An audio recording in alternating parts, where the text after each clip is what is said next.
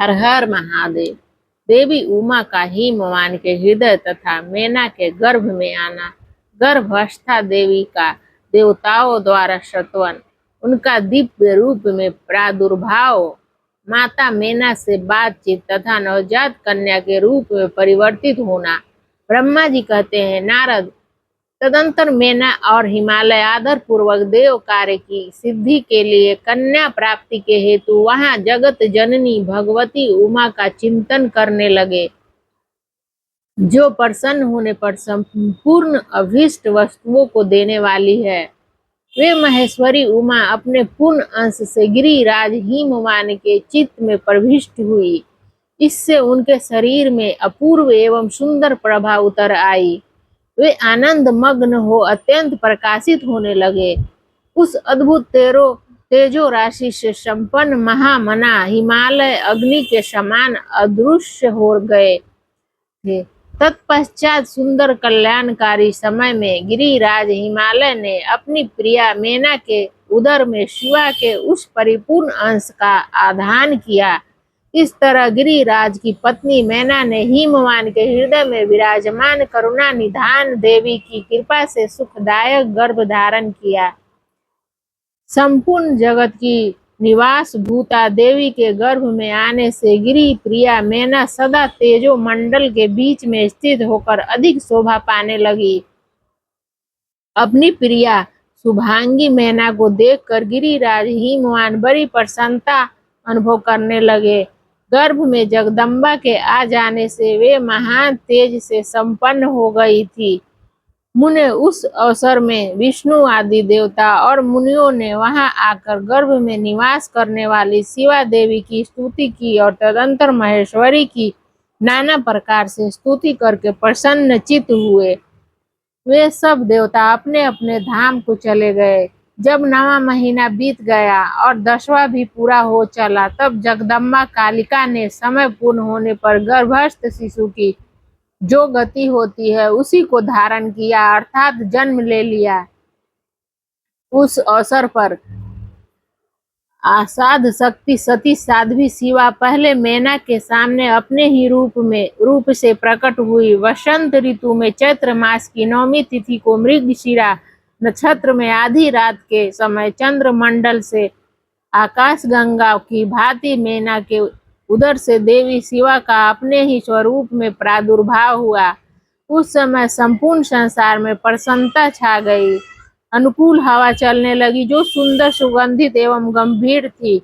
उस समय जल की वर्षा के साथ फूलों की वृष्टि हुई। विष्णु आदि सब देवता वहां आए। सबने सुखी होकर प्रसन्नता के साथ जगदम्बा के दर्शन किए और शिवलोक में निवास करने वाले दिव्य रूपा महामाया शिव कामिनी मंगलमयी कालिका माता का स्तवन किया।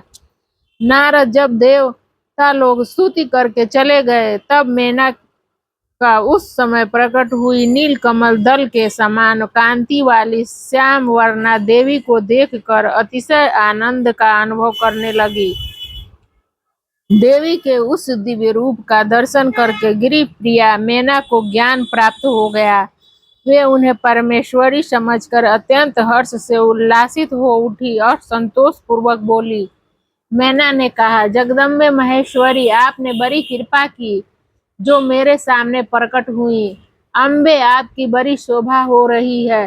शिवे, आप संपूर्ण शक्तियों में आधा शक्ति तथा तीनों लोकों की जननी है। देवी, आप भगवान शिव को सदा ही प्रिय हैं तथा संपूर्ण देवताओं से प्रशंसित पराशक्ति हैं। महेश्वरी, आप कृपा करें और इसी रूप से मेरे ध्यान में स्थित हो जाएं, साथ ही मेरी पुत्री के अनुरूप प्रत्यक्ष दर्शनीय रूप धारण करें। ब्रह्मा जी कहते हैं, नारद, पर्वत पत्नी मैना की यह बात सुनकर अत्यंत प्रसन्न हुई। शिवा देवी ने उस गिरि प्रिया को इस प्रकार उत्तर दिया। देवी बोली, मैना, तुमने पहले तत्परता पूर्वक मेरी बड़ी सेवा की थी। उस समय तुम्हारी भक्ति से प्रसन्न हो मैं वर देने के लिए तुम्हारे निकट आई। वर मांगो। मेरी इस वाणी को सुनकर तुमने जो वर मांगा वह इस प्रकार है। महादेवी, आप मेरी पुत्री हो जाएं और देवताओं का हित साधन करें तब मैंने तथास्तु कहकर तुम्हें सादर यह वर दे दिया और मैं अपने धाम को चली गई। गिरी कामिनी उस वर के अनुसार समय पाकर आज मैं तुम्हारी पुत्री हुई हूँ। आज मैंने जो दिव्य रूप का दर्शन कराया है, इसका उद्देश्य इतना ही है कि तुम्हें मेरे स्वरूप का स्मरण हो जाए, अन्यथा मनुष्य रूप में प्रकट होने पर मेरे विषय में तुम अनजान ही बनी रहती। अब तुम दोनों दंपति पुत्री भाव से अथवा दिव्य भाव से मेरा निरंतर चिंतन करते हुए मुझ में स्नेह रखो, इससे मेरी उत्तम गति प्राप्त होगी। मैं पृथ्वी पर अद्भुत लीला करके देवताओं का कार्य सिद्ध करूंगी, भगवान शंभु की पत्नी होऊंगी और सज्जनों का संकट से उद्धार करूंगी। ऐसा कहकर जगत माता शिवा चुप हो गई और उसी क्षण माता के देखते देखते प्रसन्नता पूर्वक नवजात पुत्री के रूप में परिवर्तित हो गई। हर हर महादेव। अगले अध्याय में पार्वती का नामकरण और विद्या अध्ययन, नारद का हिमवान के यहाँ जाना, पार्वती का हाथ देखकर भावी फल बताना, चिंतित हुए हिमवान को आश्वासन दे पार्वती का विवाह शिव जी के साथ करने को कहना और उनके संदेह का निवारण करना। हर हर महादेव।